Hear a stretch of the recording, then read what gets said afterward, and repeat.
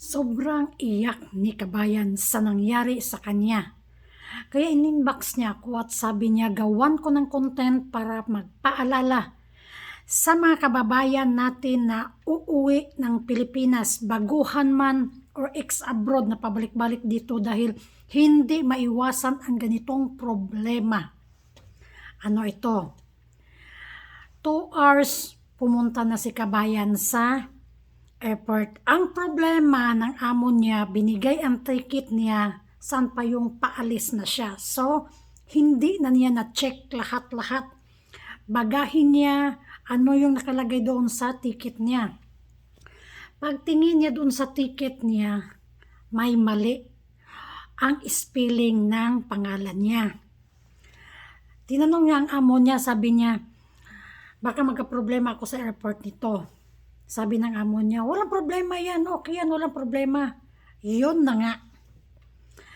Tapos 2 hours lang ha, bago siya hinatid doon sa airport, wala nang time. Pagdating na doon sa check-in, ang sinabi doon, ipaayos muna ang spelling ng kanyang pangalan. Ito na.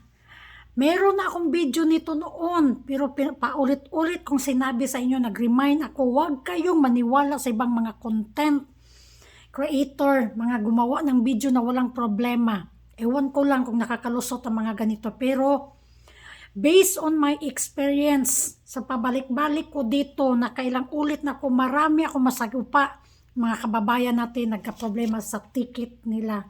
Spelling, nabaliktad ang pangalan. Ito mga kabayan ha, bago kayo mag-flight, tanungin nyo ng amo nyo.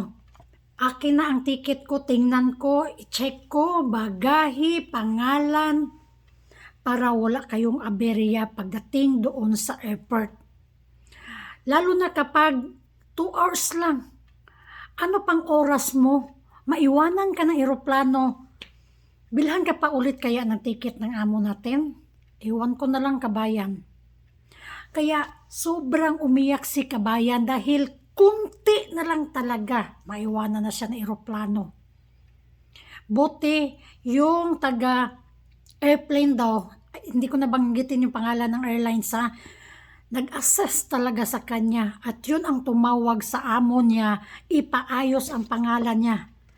Kaya last minute na lang, talagang nakapasok pa si kabayan at naayos pa yung pangalan ng ticket niya.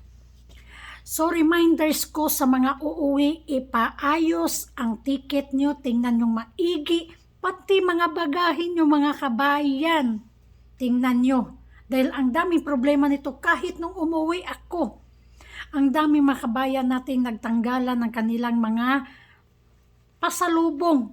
Ang iba ng hinayang, pero ano magagawa? Sabi ko nga, bakit kayo bumili ng marami? Ang nakalagay pala sa ticket nyo ay ganyan lang. Inoon kasi nakakalusot, huwag kayong aasa sa lusot. Dahil napakahigpit na ngayon, sobrang higpit. Pati sa hand carry, sobrang higpit na nila. Sinabi ko lang sa inyo ito para ma-aware ang mga uuwi natin mga kababayan na talagang sobrang higpit na ngayon mula sa check-in ninyo, bagahin ninyo sa kilo.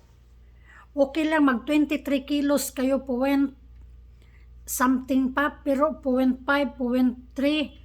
Pero kapag mag 24 kilos na yung bagahe mo, tapos ang nakalagay 23 lang, hindi na talaga nila ina-allowed. Sobrang stricto na sila, hindi kagaya dati na kaya pa nang sinabi niyong lusot-lusot.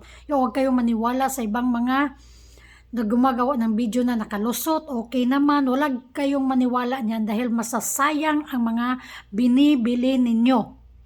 Believe me, dahil sa pabalik-balik ko na, nitong last na uwi ko, ang dami talaga nagtapon.